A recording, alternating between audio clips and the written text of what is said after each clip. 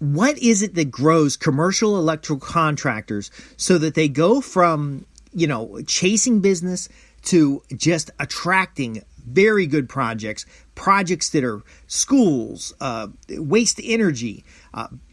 What is it? What is it that makes this happen? Hey, I'm Justin Hitt with Commercial Electrical Profits. If you are approaching your marketplace as the typical electrical contractor, writing on the side of the truck, no job too small, no job too big, you're missing out on a huge strategic opportunity that can grow your business from $1 million to $10 million to $20 million to $30 million, can grow your personal bottom line too. You get in a situation where you got more money than you know what to do with. But ultimately, it's not just about the money. It's about the influence and value you can create for your community. It starts by understanding the difference between simply marketing and business development. Now, business development is where we cultivate both your top line and your bottom line business. Marketing is just simply going out and getting customers. And if you could have really good marketing and actually get more customers than you can handle. Or you could have really good marketing that gets you customers that you can't handle because they're a pain in the ass, they don't pay on time, they aren't clear about what their project should be. Business development is also cultivating other skills like project management, your positioning in a marketplace, your ability to cooperative or joint venture with other non-competing contractors. It's the difference between moving from just simply doing the work to becoming a marketer of the work, moving towards a toll booth or a general contractor position. Now, I'm not saying that every electrical contractor should become a general contractor or that every electrical contractor needs to expand their business to HVAC, plumbing, and, just about everything else. My point being, though, is that simply marketing your business, which a lot of electrical contractors do poorly, but let's say you're doing it good, just marketing your business is not taking you to the next level. It's going to cause you to have a good and worthwhile growth. However, that growth is going to plateau. It usually plateaus about $1 million a year. And that's because when the business is smaller than $1 million, usually the owner who has all the passions and all the knowledge about the business is doing the marketing primarily. And they're starting to get that growth. But now when it's $1 million business, they start having challenges with project management. They start having challenges with cash flow. They have challenges around recruiting new sparks, new team members. And then ultimately, the business starts that stagnant leveling off. It levels off as well when you start hiring people like your controller, your business development, or your sales vice president. And very often, there's this period of frustration. Now, how is it that I take $1 million businesses and upsize them to $10 million, $20 million, or even more? Well, it starts out by understanding and inventorying the resources that you have available to serve your clients. Now, this is very important because those resources aren't just your building. It's not just your trucks. It's not even just your customer relationships. It is an ecosystem that attracts customers who pay, stay, and refer. It is that relationship that you have that brings in $500,000 jobs. Do you want to be the business that's doing just little tiny jobs, thousands of little tiny jobs? Or do you want to be the business that does a few hundred big jobs a year? Now, a few hundred big jobs a year is way easier to manage than hundreds or even thousands of tiny jobs. But you need the tiny jobs to skill up people because you can't mess up on a big job. You can't, if a guy can't do a ground fault outlet in a residential home, they're not going to be able to do 50 ground fault outlets in a commercial building. It's just the way things work out. So there is that healthy balance between the two. And it also is dependent on your marketplace. Do you have a lot of municipality buildings in your marketplace, government facilities, schools, shopping centers? That composition of the types of opportunities that are available to you will impact your approach, as well as do you have high density communities or do you have rural communities that are spread out? Now, I often help my clients grow to the next level by targeting affluent business owners because If you don't have any affluent business owners in your list, then you're going to tend to have more residential work, and it's going to be that tiny residential work. Because think about it, just how many ground faults, how many three-phase, you're never going to get any three-phase wiring in a household. But how much work is there for the typical residential home?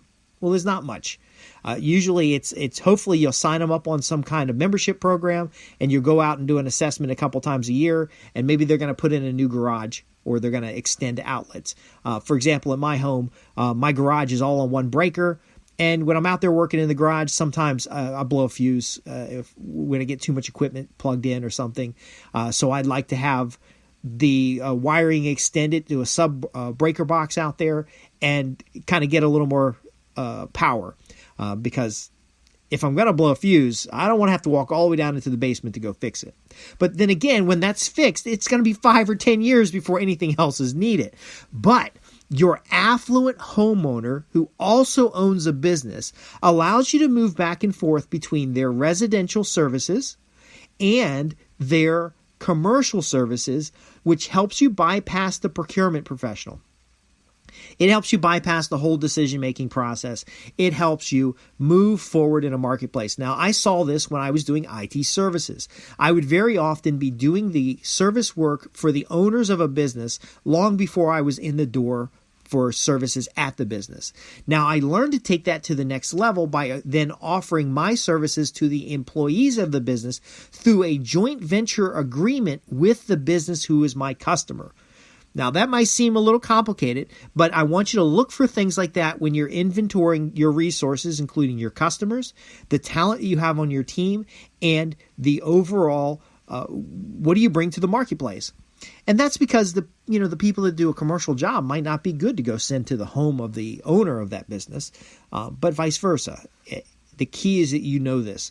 Next, you're going to become an organization of solutions, and maybe even just an organizer of solutions, where if you have a defect or a gap in your business, you're going to go find a partner in the marketplace who can fill that gap. For example, instead of becoming an electrical HVAC company, because you've been doing a few electrical services on HVAC systems, both commercial and residential, and you thought, well, you know what? If I just owned the book of business when it comes to the HVAC and became a reseller, and the manufacturers are always offering opportunities to do that. If you said instead, I'm going to go get more electrical work, and I'm going to bring in a sub who is the HVAC person, so that if I go find with my client an HVAC job that I can add into my electrical work, then I'll have a few people in my resource pool that I can bring in to do the HVAC side. This is a little bit different mindset, and it's a mindset that comes from strategic relationships.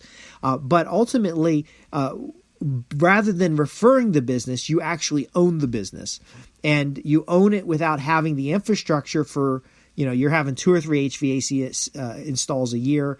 Why own the whole business when you can timeshare it by owning the contract through a subcontract agreement?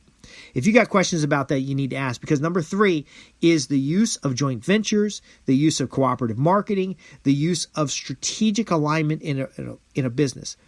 If your area has enough business that you could do electrical work, inside wiring and outside wiring, and be booked up for years to come, then why dabble in these little side ventures? Instead, how about cultivating in the area of your expertise add-ons? So you can do inside wiring and you can do outside wiring. Are you doing generator services? If you can sell generators and install generators, are you doing other line services related to grid connection? And that could lead you into solar. That could lead you into other things. You don't have to cross over and now have plumbers and electricians. You don't need to cross over and have an electrician and a HVAC guy. You can cultivate that pool of electricians so that when someone says, I need electrical work, they come to you as a commercial electrical contractor. Now, what's important about this is it's easier to market the one thing you do rather than the 16 things that you do.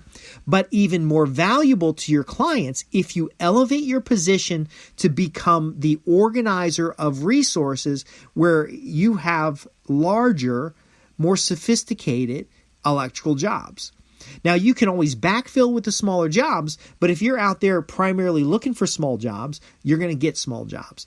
Instead, work out partnerships. I'm actually working on a cooperative marketing agreement where we're going to target waste to energy. Turns out the city of Martinsville has biodigesters in the ground that have been turned off for a few years now, and a few of my clients on the commercial electrical profit side actually set up generator systems for sewage treatment plants, and it's a great business for them. And so what we're going to start doing is marketing these rural and suburban sewage treatment plants that are at capacity. Now, we can get this data. We know exactly who these folks are, but these are $250,000 to $1 million projects day one. Now, what would you rather have? 5 or 6 $250,000 projects or 65 $2,500 projects? Now, logistically, having a large number of projects spreads your people out all over town. When you can focus them on single jobs, it tends to be more efficient. You tend to have better margins. But ultimately, by targeting these waste to energy opportunities, we're able to bring together 5 or 10 contractors who each pay a share to then go out into a regional marketplace and then cooperatively partner with each other. Now, let me break this down to you because I gave you the 3 steps of this plan, which is inventory your resources, which is become an organizer of solutions, and finally to profit from joint ventures, cooperative marketing, and things. Let me break this down to you. Let's say you got 5 guys, and the guy a state over has 5 guys, and the guy down the block has 5 guys, and you get a job that needs 25 people. Now, 5 times 5 times 5 plus 5 plus 5 is only 15. You need 25 people. You might think just with your team of 5, you can't bid on a job that needs 25 people. 2 of you working together might think you can't bid on a job that needs 25 people. But with 3 people together and leverage in the marketplace, one of you can bid on that job with the others as partners on the job. Now, when I did this for government contractors, we would very often have an 8A or a HUBZone company or a minority-owned business or a woman-owned business or a veteran-owned business lead the charge to get the $250,000 project or the job that requires 25 people. And then we would back end administrative services in the primary contractor. And I'm spelling this out to you folks because it's not a secret. The secret is the implementation. It's just, once you know how this works, if you actually implement it, that's the secret power of this that I'm sharing with you. But listen carefully.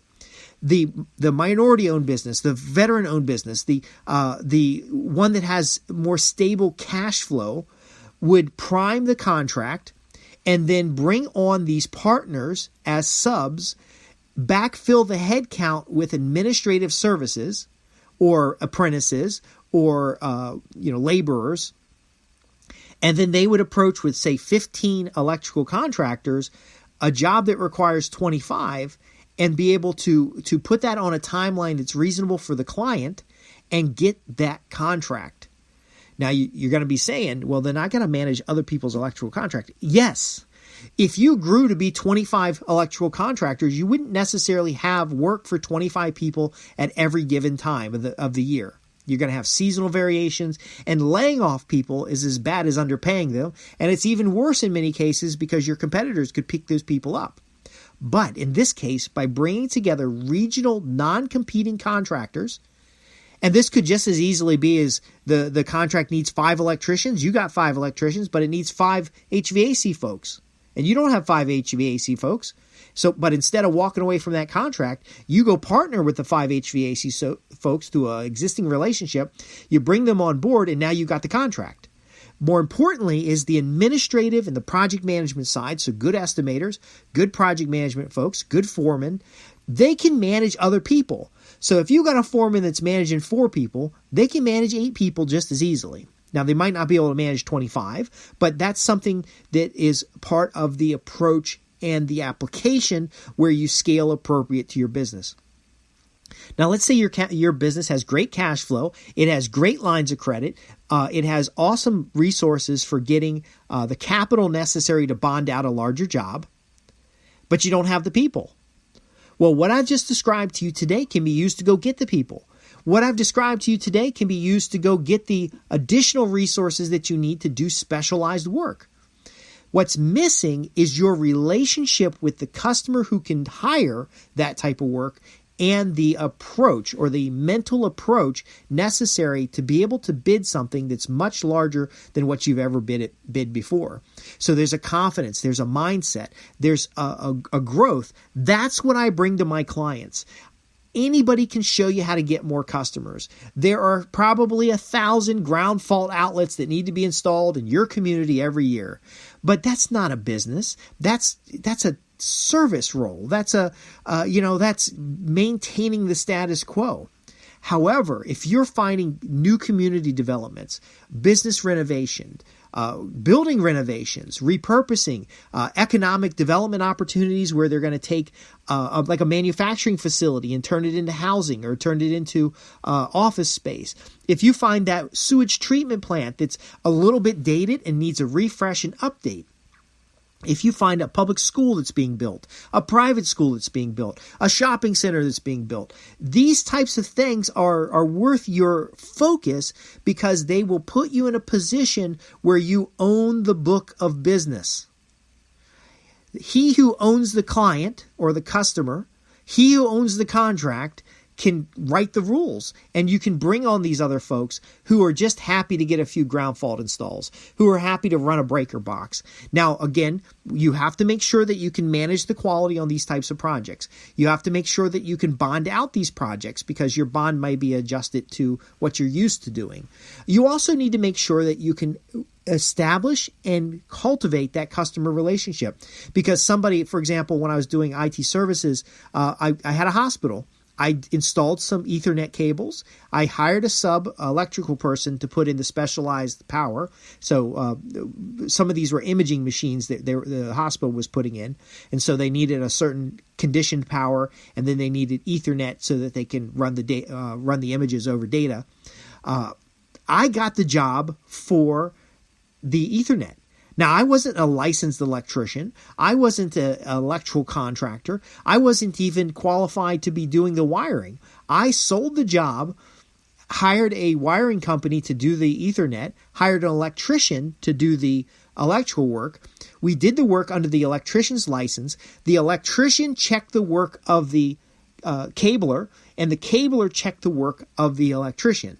Now, the cabler didn't check the electrical things like code on that. They basically verified the work was in place and that it metered.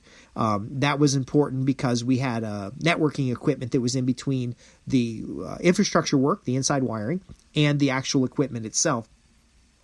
And then I leveraged the equipment installer to check both the Ethernet and the electrical work. So I didn't have to know how any of this stuff worked, but I got the majority of that contract. It was a huge margin on my part. Everybody got paid what they bid, and it was the hospital was delighted.